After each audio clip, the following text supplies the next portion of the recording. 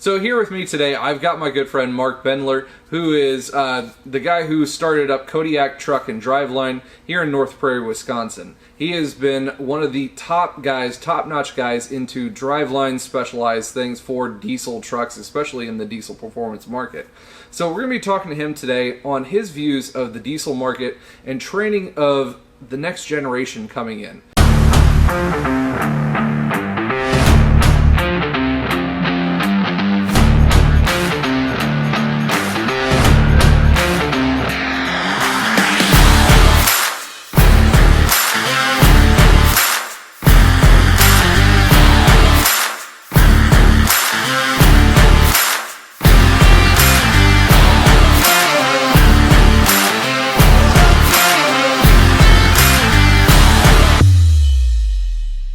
So, Mark, tell us a little bit about yourself and your company. Yeah, I started back in the 80s, pretty much a gearhead right out of the gate. Loved doing everything with my hands, working on stuff. Wasn't anybody to sit behind a desk. Knew the rest of my life that desk thing was not going to work for me.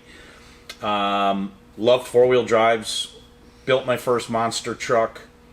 Didn't really know what we were doing, just kept adding on stuff, building on stuff, and a lot of trial and error, breaking stuff, whatever. And you know, back then you couldn't afford to pay anybody to work on your stuff, so you had to educate yourself. You had to know how to put a motor together. You had to know right from wrong. Doing that stuff, drivetrain stuff. You had to know electronics, hydraulics. All that stuff was crucial to that industry because, again, you couldn't afford to pay anybody to do that stuff on your truck. So started that, ran around the country quite a bit, toured all over, you know, and then we tried to settle back and not tour as much anymore. Once Ryan was born, everybody probably knows Ryan. Ryan's Diesel Service is my son, and we decided to start a family and settle down a little bit, and that worked for a couple of years, and then we went back racing full-time again. But through this process, I was also already heavy into the drivetrain industry and building components and rock crawlers and truck pullers and even daily drivers, performance cars, all kinds of different stuff. So in the market these days, I mean, I see it myself, a lot of the original industry beginnings and the specialized skills, they're a dying breed anymore. The guys who can do the specialized carburetors, like yours, the drive lines, even somebody who can crack open a transmission these days and know what they're looking at, right. It's hard to see that one, right? It is, and you know, you go back to say, where do I go to school for diesel stuff? Yeah, there's a lot of great tech schools out there. When it comes to drivetrain stuff, they may brush on that for a day, a 2, 3, a week. At best. I've been to the classes. That's at best. And I'll be honest with you, I've been to a couple tech schools and heard what some of the instructors were teaching, and I cringed at what they said could be done, and I'm thinking that's not the way to do it, and it's not going to work. And you know, there's good schools. There's some schools that, like I say, that I've visited myself and seen firsthand, and had conversation with a teacher after the fact, and he swore up and down it would work fine to mix up a ring and pinion. And I said, they're a machine set. That's the way they were designed. You don't mix a ring gear with a different pinion, even if they're the same ratio. It's not going to work. And so I've never come across a school that specializes in drivetrain stuff. And so it's just one of them things that you got to grab a hold of. And I say this, and it may not sound good on camera, but I like consider myself a corner. And here's what I mean by that. When I see something, a part that got killed and it's dead, I have to be that corner and go in and say, okay, what failed this unit? What caused it to die? And how can we take that unit and make it better? I think if you do that in your philosophy in business as a tech, you will always succeed. I definitely agree with that one. Yeah. Especially, and that doesn't just go for the driveline aspect of it. That's anything.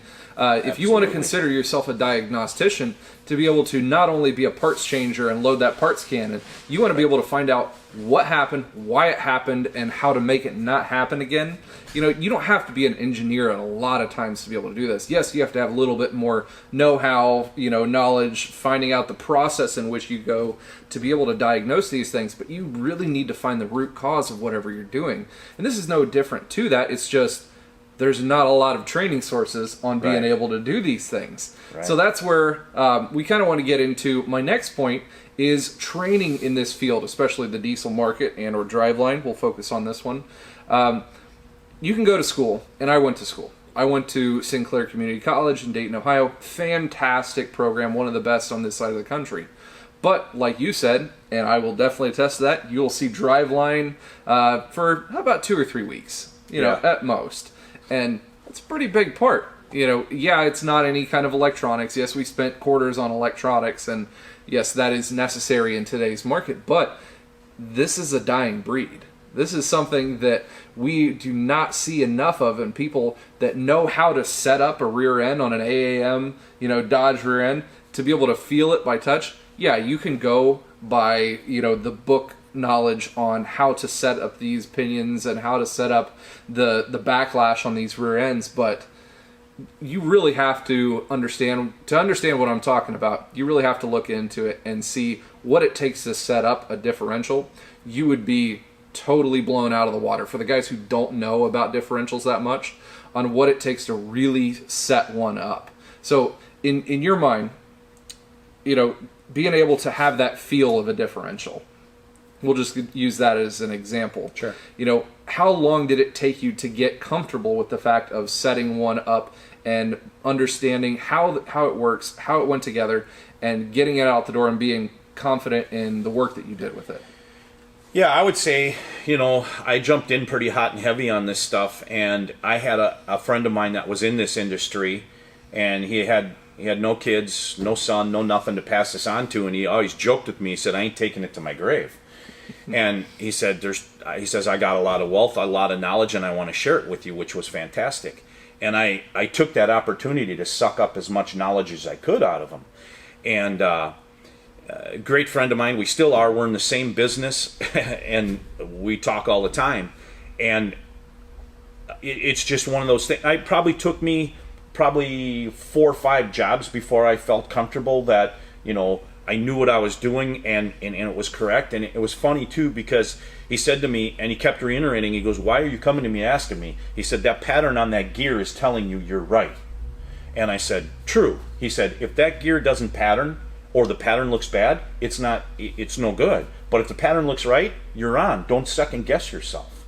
And so, it does take a lot. And the other thing too is, with the diesel industry specifically, everybody has these parts. Everybody's got the same stuff in their stock diesel truck. Now you go turn it up, now your stock parts ain't living. They don't like it. They take abuse. I can attest You to see that. a G80 sitting here and probably see it on camera. They ain't happy. They don't like power. So, yeah, there's other units you can put in place of them and everything else. So you're constantly upgrading and making it better than what the factory pieces are, because we've added more power to it. So, again, I think you're not trying to reinvent the wheel, but you're definitely trying to highly modify it. Exactly. That's a big point to this fact, is understanding how these things work, just in case there's that one circumstance in which you don't have the rule book to fall back on. Right. You don't have that training manual.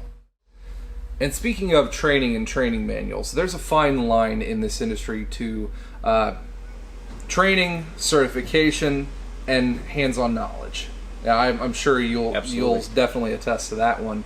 I personally, earlier on in your career, if you're really driven, you're really hell-bent on doing a great job and being the best in the industry, what you have to do and have to work on is, I guess, your training book knowledge. That's the one thing that you don't have to rely on anybody else to be able to do. I can go online and I can look at manuals, training courses, and everything for hours and hours out of the day, and that's what I did. I did that, and I've got a whole bunch of certifications.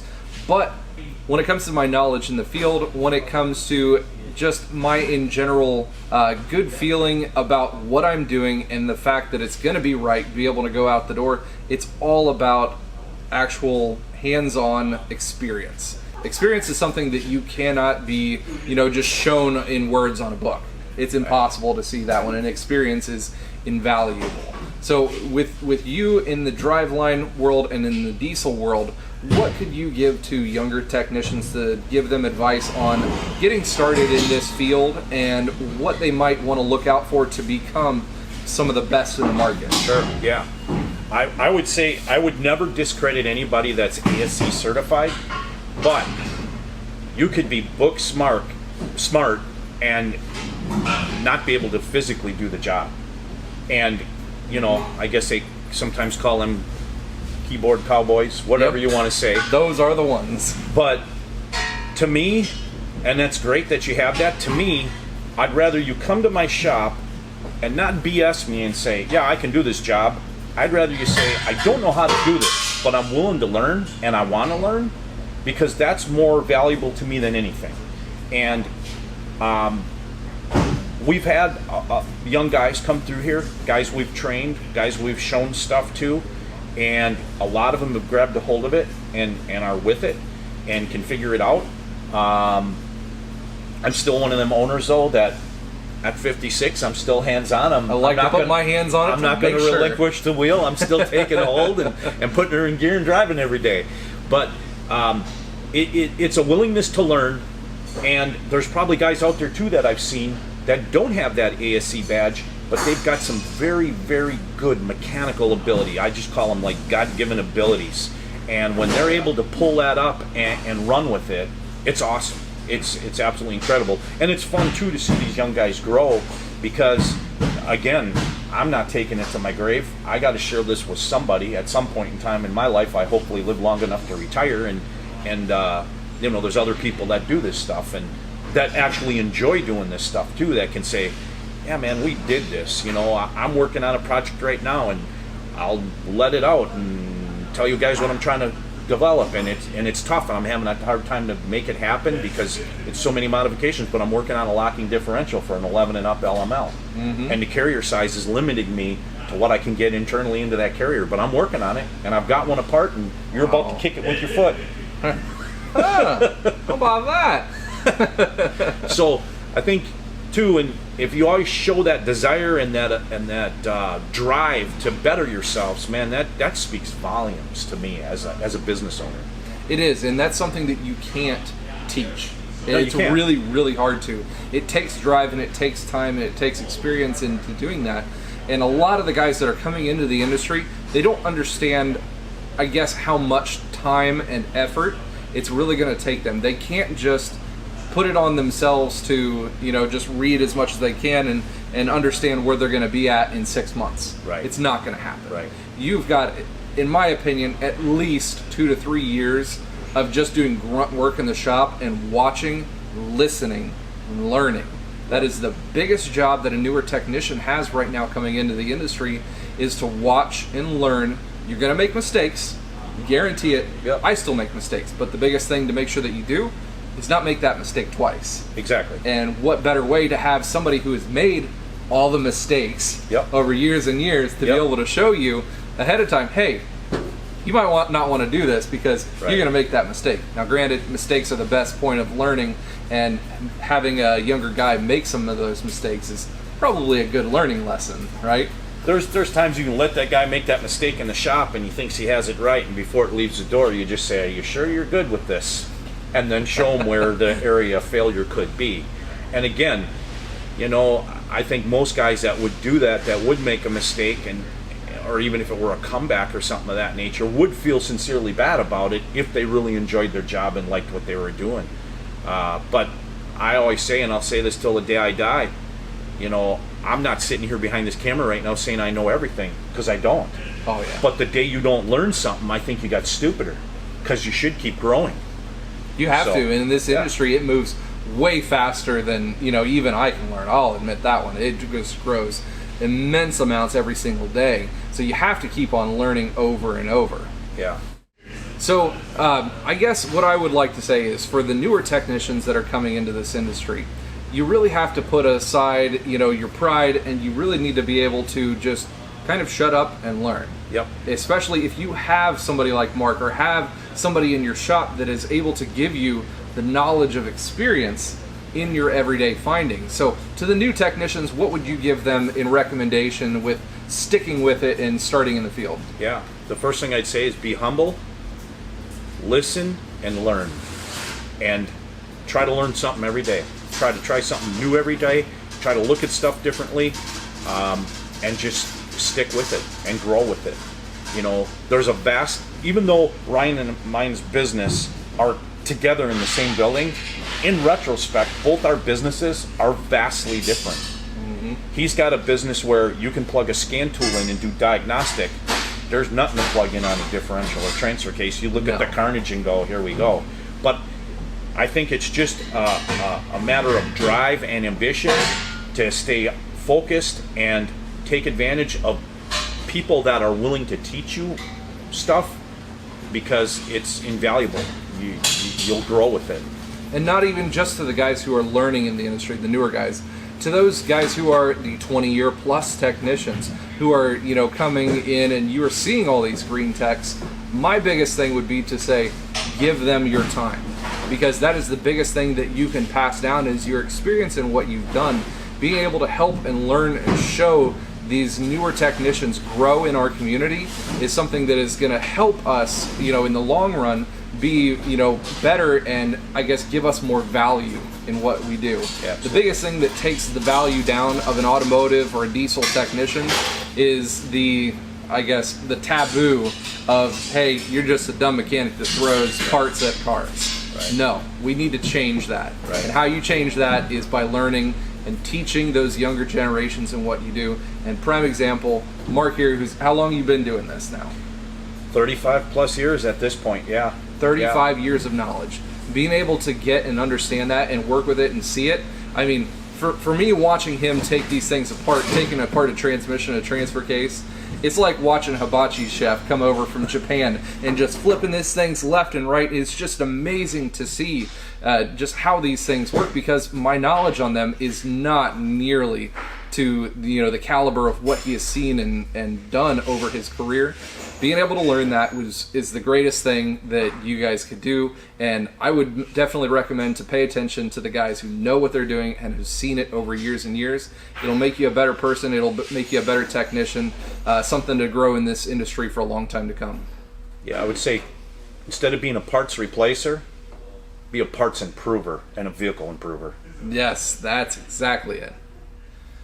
Well guys, that's about all the information that we have for you today. I appreciate Mark being able to stop into the channel, give some knowledge on that 30-some plus years based knowledge to be able to pass on to the newer guys, and as well as the guys who have been here for doing it a long time in helping to train. I appreciate everything that you've been doing for us here on the channel, as well as getting information out to everybody.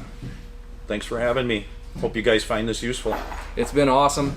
Make sure you stay tuned to the channel. We've got amazing things coming out here for you. We've got lots of videos that I've been able to get this weekend, both with Mark and Ryan here at Ryan's Diesel Service in Wisconsin. Lots of cool stuff. Make sure you hit that subscribe button and turn on the bell notification so you get notified when I come out with cool, awesome content just like this one. I appreciate you guys, and thanks, and as always, you guys stay awesome.